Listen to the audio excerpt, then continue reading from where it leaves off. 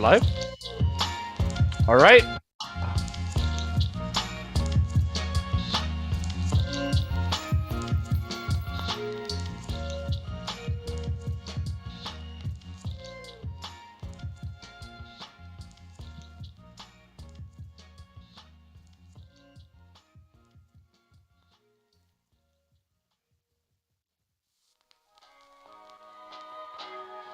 Okay. Hello? Hello? Are we live? Okay. Hello. We are live. So, hello and good day to our viewers. We welcome you to the second episode of our podcast, Discussaholic. Now, here in our podcast, we invited the smartest, most intelligent people in our society for a series of questions and see what these individuals have in view. And I'll be your host, Lance Baran, just a simple, ordinary guy who's just interested in how different intellectual thinks.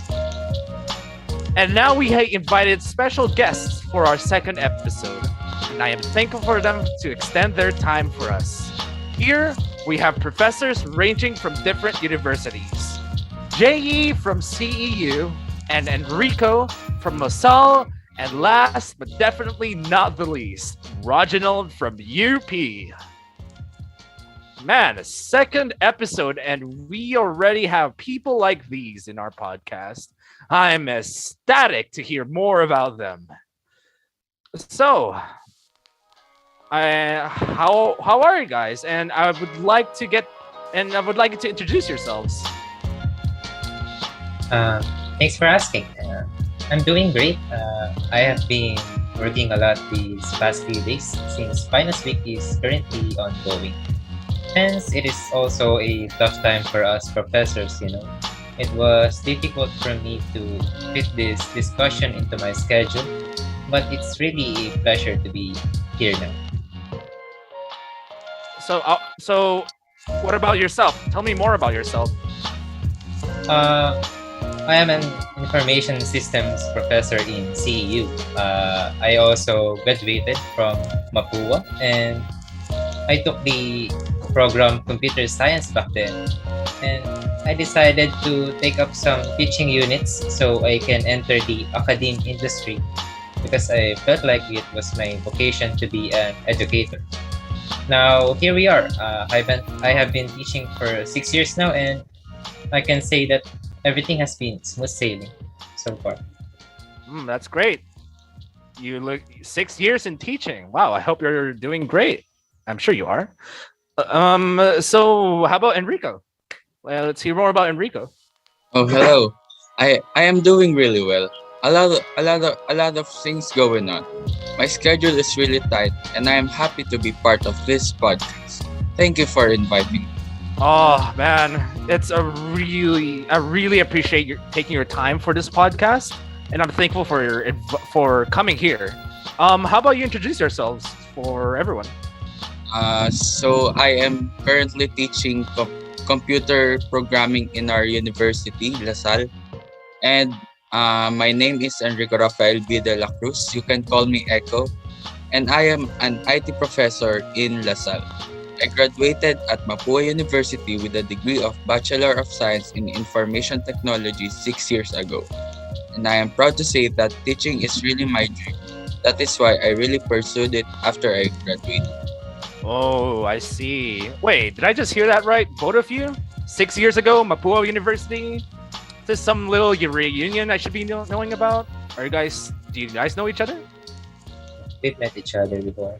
Ah, I see. No, happy reunion. Okay. Let's see. Reginald, how about you? Hello. I'm doing fine. I'm doing great. But with all this pandemic that is happening right now, workloads in the university are doubled, which made us a bit busier than before. And thank you for inviting us here. Yeah, no problem, dude. I love having all of you here. So, I know all of you are very busy, but oh yeah, Reginald, my bad. I want to hear more about you. Well, first and foremost, I'm Reginald de la Cruz. I'm currently teaching data science and analytics to our computer science students at UP Diliman. And I'm a professor at UP Diliman Department of Computer Science. And I finished my bachelor's and master's at Mapua University. And I also know these two guys. Oh man, They a were my whole colleagues. yeah, a whole reunion, guys. Welcome, welcome. It's great that I scored in. Okay, so uh now that I heard all about you, I want to know what you guys exactly teach within your university. Uh, So yeah, Reginald. Now I'm currently teaching data science and analytics. Uh, I also teach programming and mathematics in UP Diliman. I see. And how about Enrico? Yeah, I am teaching computer programming also in our university. Okay. Jay. As I have mentioned earlier, I am teaching information systems. However, I also hold classes in data warehousing and data mining. I see. So I think for everyone who's under data science or data analytics, whatever data related it is, I'm sure you guys will be interested in our topic. So, it's great. You're all doing fine. So how about we get this interview started, and all you need to do is just answer them honestly as possible, and we'll all be good. So most of these questions are mostly going to be ethics related. Ugh, I know, kind of boring, right? But no, it's mostly ethics related to computer science. So, are you guys ready? Ready, Ready? ready. All right, Let's let's go. go. So, first question. So, how do you think ethics is exactly applied to computer science? Hmm, for ethics, I think it is applied in computer science through some of the common issues in the cyberspace, such as privacy concerns, intellectual property rights, and its effects on the society. Hmm. Yeah. Yeah. Pretty much, ethics does cover the privacy, intellectual property rights, and stuff like that. Um, I would like to hear from Enrico. Yes. Ethics is applied in computer science to protect individuals online from predation, prevents identity theft, breach of privacy, interference with work, and unlawful use of proprietary software, among other events. Yeah. Of course, ethics. Damn. That's true. It covers ethics does cover like identity theft and stuff. People should be worried about these since it's very common within the cyberspace. Reginald, yeah, I would like to hear from you too. Ethics is also applied in computer science by making sure that the management and design of systems and innovations in computing are following ethical policies and regulations to ensure that no one could be harmed. All right, so it looks like everyone has a same viewpoint on what ethics is for computer science, which is mostly stuff about privacy or anything that concerns humans, that involves humans, that could be violated through online. Uh, which moves us on to this next question. So, do you guys think ethics and decision making are important for computer science students? Yes, because it lies in the way it helps you in choosing between various options. For making a decision, there's a need to gather all available information and to weigh its pros and cons. It is crucial to focus on steps that can help in taking the right decisions. Hmm, interesting. Very fast answer. I like it. All right, let's hear it from JE. Uh, Definitely, ethics and decision making are essential for everyone, but even more for computer science students. as they are the ones who will be responsible for technically everything the common people use in the cyberspace. Yeah, of course. It's a very popular topic within the internet. How truly ethical is the internet? Since they got your data and stuff like that. How about Reginald? What do you have to say in this? Well, yes, ethics and decision making are essential in all fields, including computer science. Students should be able to observe ethical policies and proper decision making in order to provide safe and harmless cyberspace. Computer science students are the future of computing and information technology, thus providing a safe cyberspace to people should be one of their major goal as students. All right. Yep. Looks like everyone's in agreement again. So ethics and decision making are very essential for computer science students to learn. Um. So now that we're covering this about ethics, do you think what are the ethical issues involved in searching for vulnerabilities through hacking? Hacking and searching for vulnerabilities to access private information, even with ethical hacking, where risk could involve the disclosure of confidential and private information, faces issues with regards to ethics.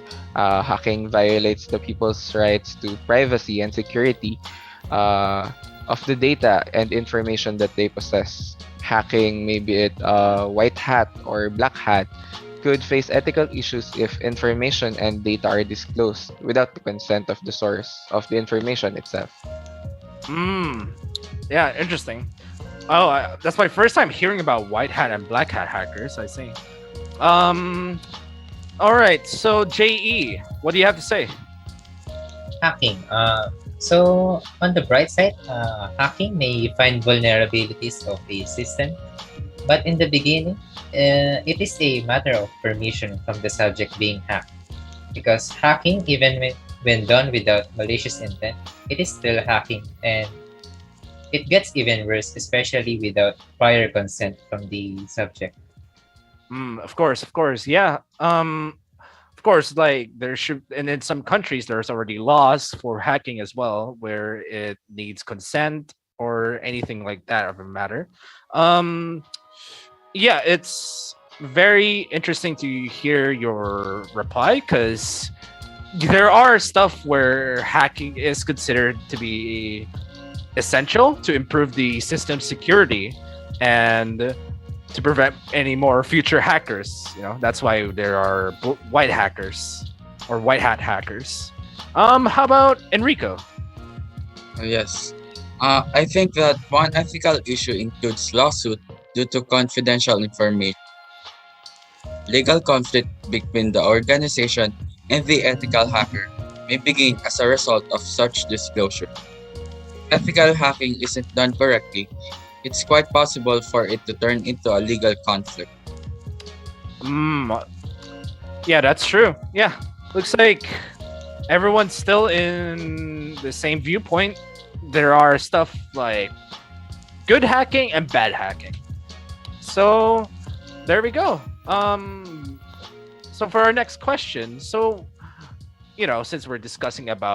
since we discussed stuff, we touched the subject about breaches and stuff about privacy. So what exactly will be the consequences of a breach of confidentiality? Um, so obviously, after a breach of confidentiality, it usually comes with a handful of lawsuits. An example, if an employee's confidentiality agreement has been breached, the employer may receive monetary damages from the employee. Afterwards, it may even result from forced resignation or firing. Yeah, man, even monetary damages. Damn, I can't even pay for. I can't even pay much because I don't even get paid for this podcast. All right, Enrico, how about you? For me, it depends. If you disseminate classified, confidential to top secret government information, you face the consequences of prison and fines if you disseminate confidential medical or patient information. Hmm. Yep. That's scary. Hacking does like involve prison time, as I said. There are laws in countries now, even the Philippines, they have laws now.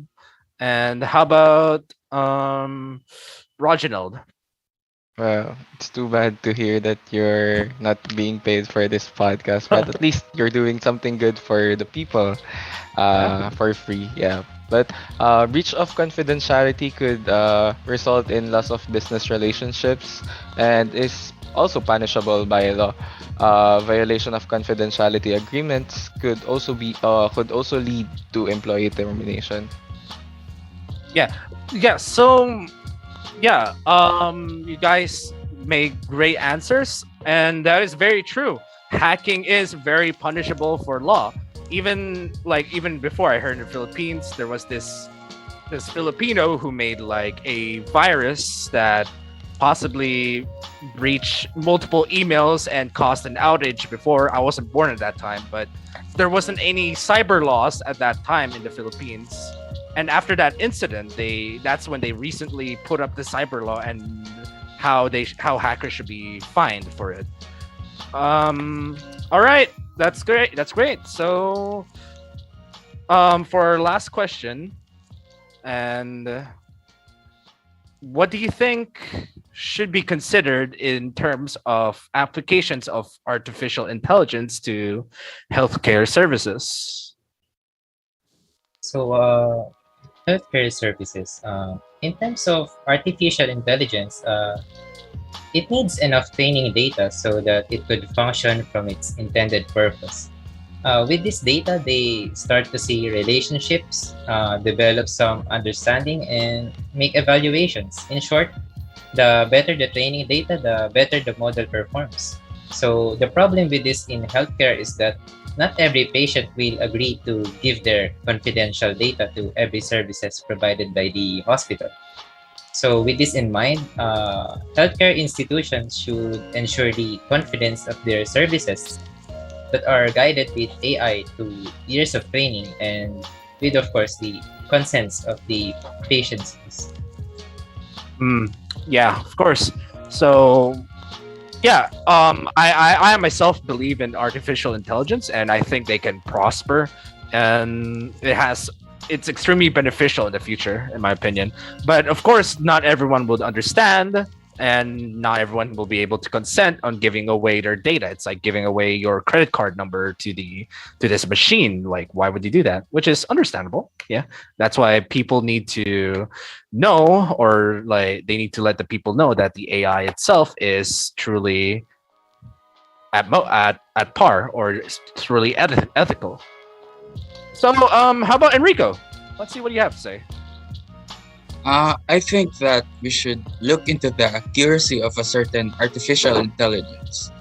The development of artificial intelligence programs that do diagnostic and give therapeutic recommendation is the focus of medical artificial intelligence. Even though we have made significant progress, there are still numerous flaws. Makes doctors, patients, and hospital administrators live easier by automating processes that would normally be done by humans. That is why we should consider the accuracy of AI.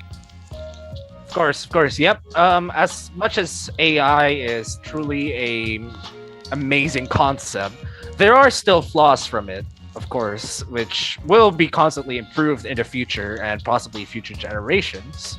Um, yeah. Now, like it's doing its job, like automating processes that would normally be done by humans. But now we eliminate the processes, saving resources, but causing people to lose some jobs, which kind of reminds me it could be a future topic for our podcast. Well, anyway, Reginald, let's hear from you. Well, in terms of artificial intelligence applications in to healthcare services, I think one major consideration should be focused on ensuring ethical values and making sure that the further innovations of AI for promoting healthcare should put ethics as their number one consideration and priority in such innovations and development. I have read a study from Saheb, which provides a map and framework for AI engineers and policymakers on what strands and dimensions of AI-based medical innovations and applications should require strict guidelines and policies to be able to provide a robust ethical design and development, and ensuring that future innovations of AI would not violate any ethical standards that could lead to damage or harm to people. Yeah, of course. Yeah, that's true. AI should be made for with ethical purposes, which is why, in my opinion, it should be developed, or according to the study, as to your study as well, it should be developed with a robust ethical design, um, which is a popular term as well. Like AI should never harm people as well. Um, yeah, so it's great to hear all of your opinions and see that you guys have a positive aspect to AI, and then that sums it up for our interview questions for our guests. Wow, each of you provided impressive answers, and I guess the viewers seem to enjoy it as well. I mean, we got our top professors from well known universities, and it's an honor to hear their various perspectives about ethical frameworks. But sadly, nothing lasts forever, so let us end this podcast with small takeaways from each guest. Can you guys let us know what you think about our discussion in this podcast? So, Enrico, Yes, sorry. The discussion went smoothly as I expected. And I learned a lot of things too based on the answer of the other guests from other universities. yeah, that's great. How about JE? Uh, the discourse was nothing short of incredible. It brought not only me and my co-professors here, but to the audience for sure. New insights about the subject of ethics in the academy. Hmm. Okay. How about you, Rochinal? Well, this discussion is surely a fun and enjoyable discussion, and I learned a That's great. lot from this discussion, especially the importance of ethics in everything that we do. That we should always consider if our ideas are ethical or not. And that concludes their takeaways. So I'm glad every one of you, was able to learn from something, and I hope the viewers did as well. And yeah, as always, keep in mind to just keep surfing the web and always web safe. And there you have it, your very own Discussaholic podcast. Even so, we now know there are many concerned who we now know there are many people who are concerned for their health and needs during this pandemic, and we pray for their health and provision. So, guys, stay tuned to our next podcast. See you Thank later. you, thank you. Thank you. Thank you. Thank you. Thank you.